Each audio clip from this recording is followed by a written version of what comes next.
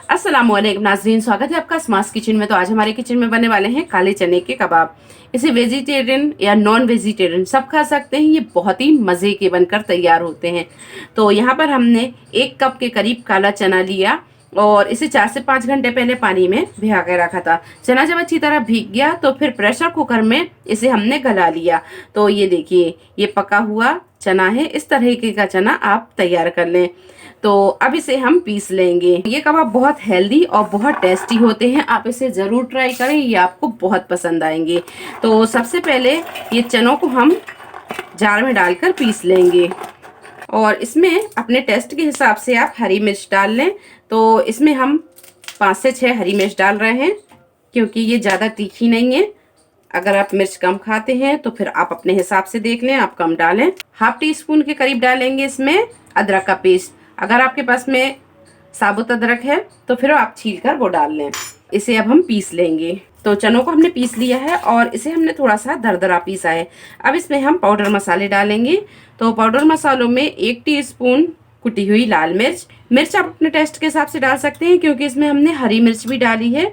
और ½ tea spoon गरम मसाला powder, ½ tea spoon हल्दी पाउडर, ½ टी स्पून धनिया पाउडर, ½ टी स्पून जीरा पाउडर और 1 टीस्पून डालेंगे कश्मीरी लाल मिर्च और थोड़ा सा डालेंगे बारीक कटा हुआ हरा धनिया, बारीक कटा हुआ पुदीना और बारीक कटी हुई 2 टेबल स्पून के करीब प्याज और ½ टी स्पून डालेंगे नमक हमने चनों में पहले भी डाल दिया था, जब हमने चनों को पकाया था उस टाइम पर भी डाल दिया था। और 1 टीस्पून डालेंगे चाट मसाला, 2 टेबल स्पून के करीब डालेंगे इसमें कॉर्नफ्लोर, ये हम बाइंडिंग के लिए डाल रहे हैं। और 1 चम्मच के करीब डालेंगे इसमें नींबू का रस और ये सारी चीज़ों को कर लेंगे अच्छे से मिक्स। अगर आपको डो थोड़ा सा गीला लगे, क्योंकि मुझे थोड़ा सा डो गीला लग रहा है, तो 1 चम्मच के करीब हम इसमें कॉर्नफ्लोर और डालेंगे। और अगर आपके पास में यहाँ पर ब्रेड क्रम्ब हो तो फिर ब्रेड क्रम्ब भी डाल सकते हैं। तो मेरे पास ब्रेड क्रम्ब भी है तो 1 चम्मच के करीब हम इसमें ब्रेड क्रम्ब भी डाल देते हैं और इसे कर लेंगे अच्छे से मिक्स। तो ये देखिए, डो हमने तैयार कर लिया है। अब इसके हम कबाब बनाएंगे। तो कबाब आप अपने हिसाब से देख लें, जो भी शेप आपको पसंद हो उस हिसाब से आप कबाब बना लें। तो हम यहाँ कबाबों को थोड़ा सा लंबा बनाएंगे। तो इस तरह हम मिक्सचर लेंगे और कबाब को इस तरह थोड़ा सा लंबा बनाएंगे। तो इस तरह हम कबाबों को इस तरह लंबा बनाएंगे और इसमें लगाएंगे एक टूथपिक इस तरह।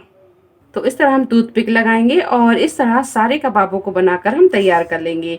इसे रखते जाएंगे और इसी तरह सारे कबाबों को हम तैयार कर लेंगे। तो ये देखिए, इस तरह के कबाब बनाकर तैयार कर लें और एक टूथपिक इस तरह लगाते जाएं ताकि जब हम कबाबों को खाएं और उठाएं तो ये टूथपिक के सहारे से हम कबाब को उठा सकते हैं। तो बस इस तरह के सारे कबाब बनाकर हम तैयार कर लेंगे। तो ये देखिए, कबाब तैयार हैं। अब इन्हें कर लेंगे हम फ्राई। तो ये ऑयल अच्छी तरह गर्म हो गया है। अब इसमें हम ये कबाबों को फ्राई कर लेंगे।